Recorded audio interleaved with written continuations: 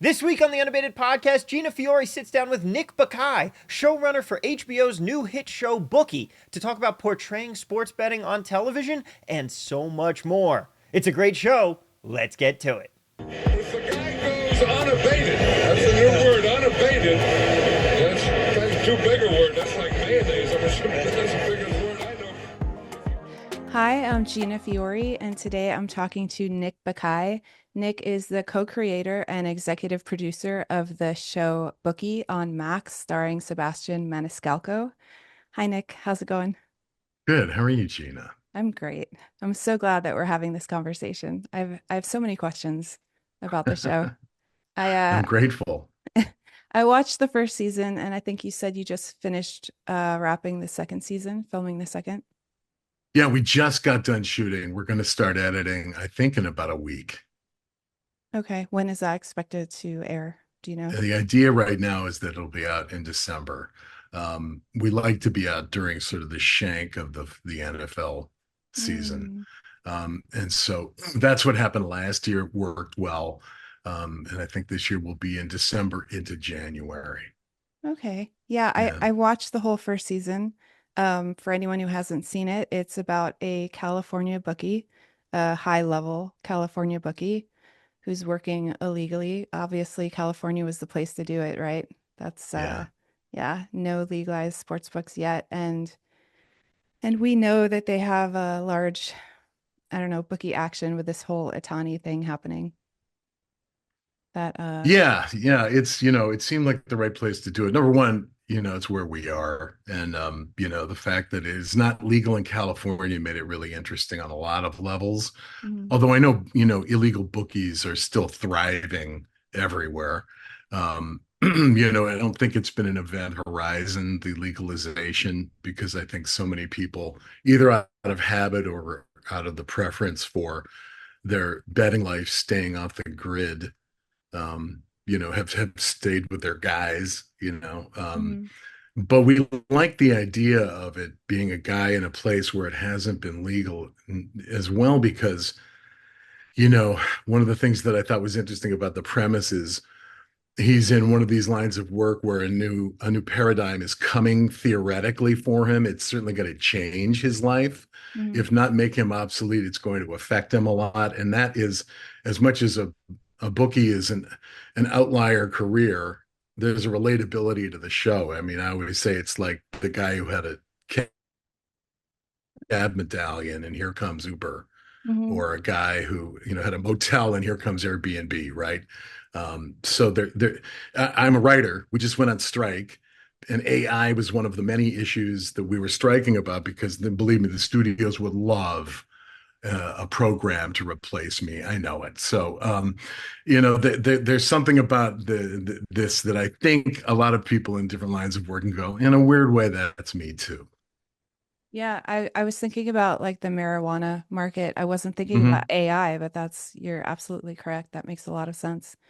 Yeah. Um, did you write the show with Sebastian in mind, or like with him, or did you write it and then go find Sebastian? We had him in mind. We started with the premise of, I worked this show with Chuck Lorre, Mm. who's, a very, very famous show creator and comedy icon. And it started with the idea. He called me up and said, "You interested in developing something with me for Sebastian Maniscalco?" And I was a fan of Sebastian, so I said, "Absolutely." Initially, the idea was we'd probably do a multicam, traditional thing. But as we started to talk and think about it, we really veered left. And we thought, why don't we do something single cam? We liked him a lot in The Irishman. He's really good. He plays Crazy Joe Gallo, and he really acquitted himself in that. Yeah, I didn't see it. Oh, it's really good. It's, Okay. it's De Niro, and it's Mhm. Scorsese, and it's Pacino and Pesci, and he's in there with these guys, and he does great serious work. Mhm. And we watched that and we thought, I don't know, this would be so much more fun for us than another sitcom.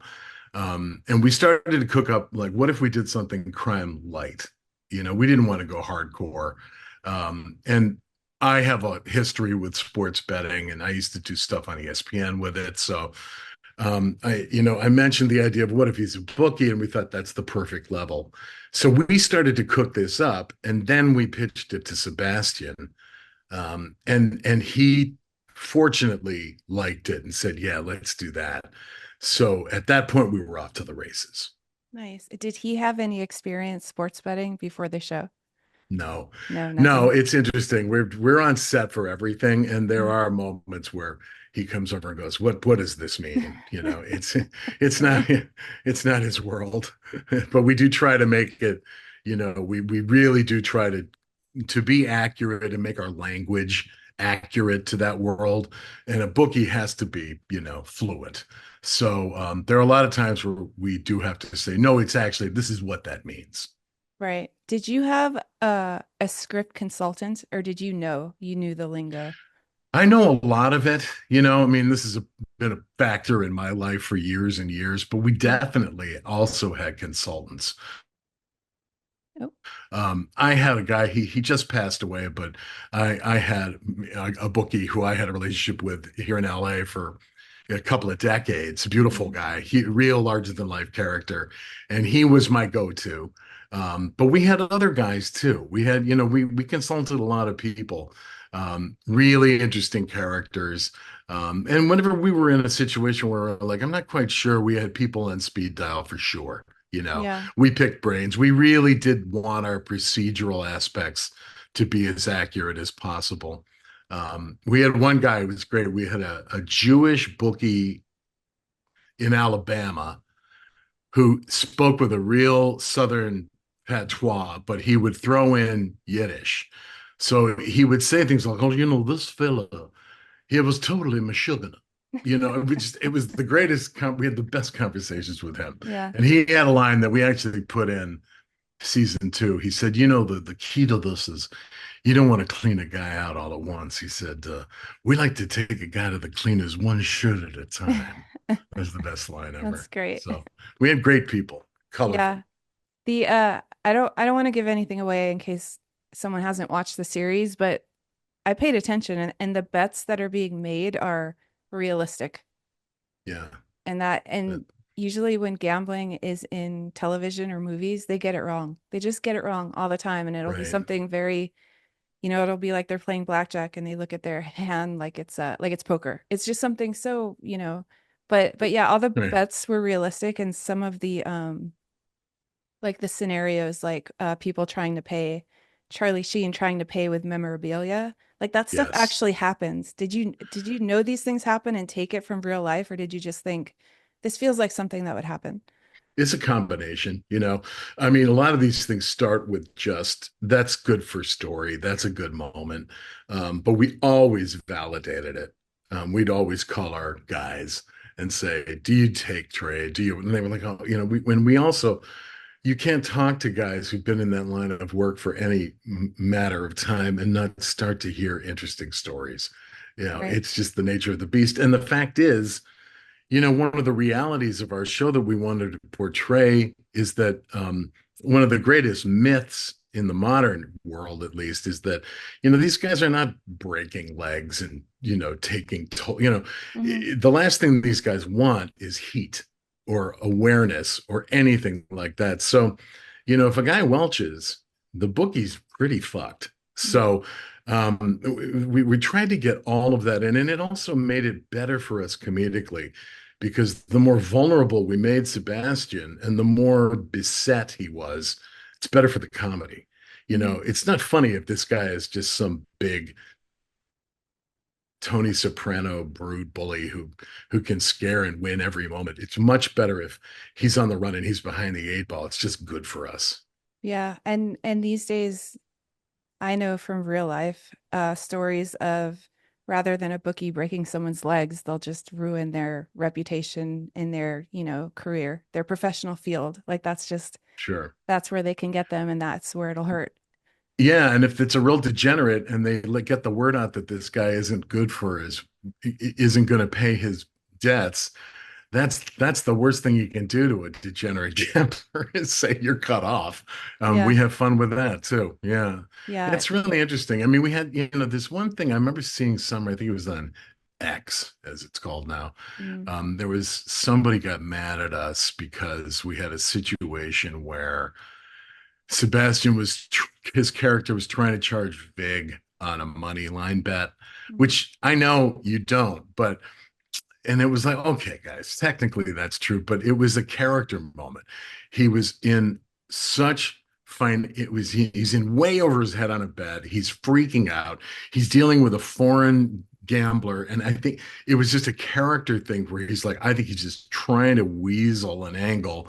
And it led to one of the funniest moments in the thing where the guy just screams at him, no vig. It's like we're writing a show here too, and it's like, Yeah. okay, you're right. And this is a guy who I know who actually runs the book in Vegas. And he was like, Dad, this is not accurate. I was like, yeah, well, it's accurate to character. I'm actually writing a show here. Yeah. I'm not I so I know can't exactly win what them you're all. talking about. I know exactly what you're talking about because I had the same thought that that was probably the least accurate, but it went with the story. Like it It made was sense. to me, it's like, no, that's character. That's if you were watching Sebastian's character, he's he's passing blood over the amount of money that's being bet in this situation. It's Yeah. way above his comfort level. Hmm. And I see him, it's like in a moment like that, he's like, maybe I can get some vig out of this guy.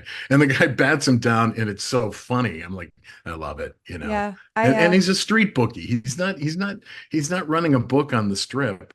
It's not sanctioned. He's working an angle. Come on. He is a street bookie, but he's still got, his website. Or actually he's taking calls, which I found interesting that he wasn't taking bets Yeah. online, but it's better for dialogue, I guess, to take the Exactly calls. right. We Yeah. wrote into it really early that he's a Luddite, that he's old school. Hmm. And his sister's saying, you're a dinosaur. Why am I still taking bets on the phone? Hmm. And he's an if it ain't broke, don't fix it guy. And we built that into his character, which we had fun with and was a plus. But I made that decision early on saying, look, if we can't have people logging bets, we're in a show it, don't tell it Hmm. business. And I said, this guy's got to be on the phone. And we use the phone to great effect. But I knew, in all honesty, most of us are entering those bets on our computers, our phones, or whatever. But Yeah. I said, nah, I got to hear these. I got to hear these bets. I got to hear people talking. It's dialogue. I Yeah. gotta. Yeah. I picked that up right away. And I was Yep. watching the series with someone who isn't a gambler at all, and he got it. Like he understood, and he understood everything that was going on, and it's really hard. Molly's Game did this really well too. Hmm. The movie did, and her book, where she explained it so that someone who doesn't gamble understands, but Yeah. she didn't dumb it down, which is hard to Right. do. Yeah. I'm really, really happy to hear you say that because before we got real and shot and put it out there, I did lose a little sleep over those moments. You always do. You're like, Mhm. God, I hope this is accurate, but not. If it's, if this turns into something people need a pamphlet to watch along with, then we've blown it. Mhm. But if it's not, so that's really, I'm very thrilled to hear you say that, It's especially someone with your knowledge and expertise. That's comforting. I write a lot about gambling or trying to explain gambling, and it's a balancing act because I'm writing to the gambler and they know what, I could say Hmm. somebody bet black. They know what I'm talking about, but somebody who Right. reads it who doesn't go to the casino is like, what, how What much? does What that did they mean? bet? What is black? Yeah, they just don't. So Right. yeah, it's a fine line. Did does Max give you any notes on what you can and can't do or how far you could take? Like the Otani scandal, for instance. Did they Hmm. give you any notes where they're like, hey, you can't have any professional sports betting kind of storyline scandals? Do they give you It's anything like that? interesting. It's really pretty wide open. There were times when you always run things by legal. Mhm. There were times when we had to be careful about certain situations we were depicting in NFL games, that it was not too specific to a team or a player. And that was just them scared of lawsuits. So we did a little dancing in some of that dialogue that I look back on and go, why did we do that? um because that can make dialogue unnecessarily confusing. But generally speaking, it's wide open. You're always in that situation where they're just worried about what's litigious. Hmm. And then you, as the writer, you're in that weird situation of um, how much can I make this about, how much can I say Minnesota Twins? Hmm. And how much do I don't want to run down that line of, when you watch these cheesy shows and it's like, the Oh, you the froze. Barcelona fart faces and you least these fake teams and these fake leagues and you're Yeah. immediately out of it, right? So that's all. But I will say in terms of creative content, wide open, they're great. Oh, okay. Yeah, I was really curious when that happened because I know they're using that Otani thing situation to as a reason why there should be legalized sports betting in California. Like bring it out of the shadows. Look what we have going on, behind the shadoes. It's So hilarious. yeah, it's such a weird situation. So That I was is just, yeah. I'm fascinated by that one. I have not done, any kind of crazy deep dig on that, but my God, that to me, we had some press event and I'm like, this feels to me like when we always look back at history and we go, oh, the way back in the day, they reported Babe Ruth's syphilis as, the babe's got a tummy ache, and we're like, ha, ha, ha, Yeah. well, we certainly have no full transparency now. And I look at Mhm. this Otani thing and I'm like, really? You're telling me the interpreter, some bookie let it interpret? How much is an interpreter getting these days? It's And you maybe know much more about the actual ins and outs of this thing than I do, but I looked at that on the surface and I went, yeah. But yeah. Otani's their unicorn. They can't let him go down. Hmm. This is the best thing that, there's no way he's going down. This interpreter's going away. They're throwing the key away. I mean, this is the babe's got a tummy ache all over again in 2024. Nothing has changed 100 years later. Is 100 years since the babe had syphilis? Whatever. I mentioned to you when we talked before that Pete Rose had a quote, and I'm not going to get it exactly right, but he said if I had an interpreter back when, I was betting, I would have gotten off too, or something like that. Right? I don't, I mean, I don't know, and maybe somebody will watch this and knows the whole story and is just like shaking their head at us discussing this, but I'm sure they are. if he paid every week, if they settled up every week with this interpreter, I mean, that's the cost of doing business. They're not going to pay 1 week, right? So if he was Mhm. settling up every Yes. week, it's like, we'll take a gamble until he doesn't pay. You're right. And we actually have a storyline in season two that's like that. The guy's good for it, the guy's good for it, and then they fall into it through a manhole cover financially with a guy Mhm. that gets set up. Anything's possible. But I mean I know. in the macro, it feels like they've legalized betting in a way that is, I know they saw all the financial potential of it, but I don't feel like they looked at the whole picture. And I feel like it's really, every week guys Mhm. are getting suspended for life now. And the owners are making money the books are making money and the players are getting fucked right and left. And I feel like there's a revolution coming. Something's got to change, I and mean, I don't know what. it's just the advertising and the how much it's been inserted into like broadcasts, like sports, sportscasts. Yeah, The lines are on the side and they're popping talking up like about a guy's batting average. and they're right and they're giving picks like I think that's gone too far and that has to be brought back in. I mean, I agree. I think the country's just going to go in debt to an enormous degree because of sports betting. That's probably another conversation, but I just think it's too much. It's very I feel the predatory. same way. I feel the same way. I mean, I feel like, everyone's and it's the same thing like, don't shop on Amazon when you're drunk. Or put it in your basket, don't buy it, right? Don't tweet drunk, don't do things like that. It's the Yeah. same thing. Now you can bet impulsively with the new technology, and I feel like there's a learning curve to every kind of gambling. Hmm. And you used to be able to learn as you failed, learn as you bled, but it was not ruinous. I feel like you can get ruined before you even Get out of realize it. bed. Yeah. I mean, Right, right, right. And then they try to get you to the casino side, and that's just, you're going to lose your money, waiting in line for coffee. You just lost $1,000 or whatever it is.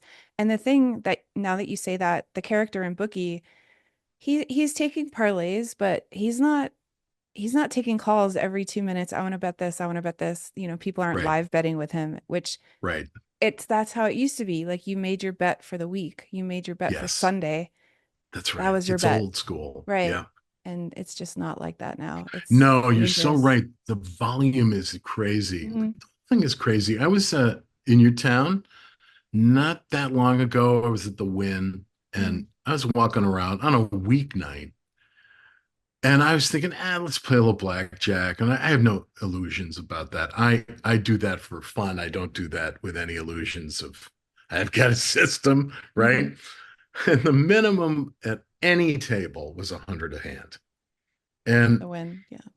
yeah, and it's the Win, and I get that. And I know I go down to Vegas Club or wherever I used to go down on Fremont. And if I bet, a buck a hand, they're like champagne, but it's like I've done that too. But I was looking at this and I'm looking at and I'm like, I was with Chuck Lorre and we're Hmm. looking at these tables and we make TV and he's really made TV. And the Hmm. two of us are like, no way. Hmm. Nope. Yeah. And I'm looking, but every seat was full. And I'm thinking, who's filling all these? What's going on here, man? Because at a blackjack table, 100 a hand, you're, you know, you're just hemorrhaging. On the wrong night, come on, that's crazy, man. And God, you're gonna split those eights and you're doomed. I can feel it coming. Yeah. Um, so I don't know. I feel a lot of mayhem in our future. It's coming fast, right? I agree. I wonder, I haven't heard any talk about them changing it where sports players can bet on other leagues. Have you? I haven't heard any Yeah, I proposals. don't know what the league policies are on that. It's that weird thing where it's like, they got in trouble initially if they bet in the facility, right? That was an early one with NFL guys, like all those guys who got suspended from the Lions, the Detroit Lions. It was because they were using the app in the facility. Hmm. I don't even know where they're drawing the line. I think they're figuring it out on the fly. But if those guys can, I don't know. I don't know where the line is. Yeah. And now you have people and they were, I'm sure, always, but they're like very loudly, vocally taunting players who lose their bets for Oh, them. Taunting I may not just be the was right reading about word. that Yeah. terrible threats being made, and Yeah. Yeah. yeah, it used to be guys in the outfield had batteries hurled at them, and now it's like, I'm going to kill you. It's changing the culture of it in a really weird way, Yeah. and plus, the whole profile of guys who are good enough to make it as elite pro athletes is that this is a hyper competitive personality. Hmm. And that's where so many of the problems come. You got, look, you're invincible when you're 23 anyway. Hmm. And then you mix it with the whatever components it makes to make you great. It's something like that extra overdrive. Gambling is going to be just this terrible canvas for that profile. Yeah, I'm really worried about it. Going back to Bookie though, another question I had, do you think that if you tried to make this show 2016, 10 years ago, they would have been okay with it? Or do you think because it's so common, like sports betting content, I don't want to call TV content, but there's so much sports betting content now. Mhm. Is it an easy sell? That's a really interesting question. I feel like the sell was um, Sebastian and Chuck, and maybe I helped a little in that department, but it's really those guys. Hmm. Um, it depends on where you were selling it. You'll find this in your travels. You're going to go to places that really understand they're going to connect with the ubiquity of what you're doing. And there are other places that aren't. I don't really feel like that was a component where we sold it. We're in-house. We're Warners all the way. I've been there for 15 years. Chuck's been there much longer. It's just they weren't going to let us leave campus, you know. Hmm. Um, And so they went, great, let's do this. I think there's been a level of revelation to, oh my God, this sports betting thing. Like, I think, honestly, Hmm. I think we could have gone other places and there would have been people there going, oh yeah, they're riding a lightning bolt and no one's gotten there. Let's do it. But I Yeah. don't think that was a big factor where we were, to be honest with you. Right. I think it was more the pedigree of the players. Yeah. I mean, that makes sense to me. You guys, I can't imagine you two going to try to make a show and just getting shut down, but just gambling in general. Like it's easy for people to understand too now because they see FanDuel, DraftKings, they see it every day. But Yeah. yeah, the pedigree It's weird. I makes mean, even sense. in the time since we started writing the show, Mm, these headline stories really started to pop.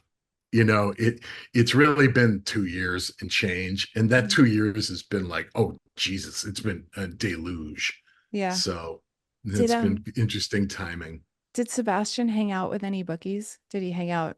Did he get FaceTime with any of them? He just That's a really interesting question. I'm not sure if he did or not. I know we sure did. But I don't know if that was a component of his research. well, That would be a question for him. I saw an interview he did where he was asked if, I don't know, improvising, if he came up with any of the lines, because there's a lot of Sebastian type Mhm. one-liners, let's say, and he said no. He said you guys just knew him. Am I getting this right? And you wrote the script for him, Pretty and it was much. his, Pretty much. I yeah. mean, we run a fairly tight ship that way. Hmm. Although he's contributed, he's a genius. And there are times where we've had situations where, listen, the best laid plans, and then you're watching a scene on its feet and you're like, ugh, God, I thought we were out of this scene Hmm. and I thought we had a laugh and we could skedaddle, and that was a mess. And you're pitching and you're trying and it's not working. And we listen, I've seen him take a scene and put it on his shoulder and get us out of there.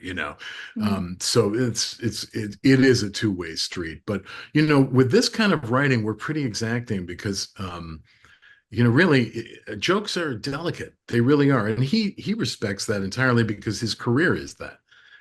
He knows, there's a way that a joke is worded that is the home run version. And if you change one part of it, Hmm. you took it down 20%. If you change another part of it, you could wreck the whole thing. So, he respects that. Are you and Chuck Lorre the only writers? I was looking up the credits, and or do you have a writer's room? We know this one, it's just the two of us. Oh, wow. Okay. Traditionally we've always had rooms, and but it's only an 8 episode order per Hmm. season. Hmm. And also just, I don't know, we've worked together for a long time, and this one really was the two of us. We just were unencumbered and we cooked like gas. If we had the typical order of 22 or more, it would Hmm. be impossible, but this we could. It was great. There was one line that I loved so much. I want to get it right. It was at a funeral and somebody died and somebody else said, oh, what's the line? I had it written down. They had a bet. They had a bet who would die first, basically. And it was people do bet on that. And I just thought it was so perfect to put that in there. I think it was So Rob yeah, I was like, Corddry's. I outlived you. I win. Was Yeah, that the I line? Yeah. win. Yeah. Yeah, It I was win. great. Yeah, no, Yeah. that's great. That's Yeah. real. Yeah. Um, No, that yeah, that really I love it. happens. People will bet and then they'll escrow their money and then somebody will die. And I found that so amusing. That line. I also liked this was something really, really small, but they were out to dinner and they were talking about it was after the Super Bowl. They had a big win. And then a hooker, a civilian, and a hooker came to the table and they just all just stopped talking.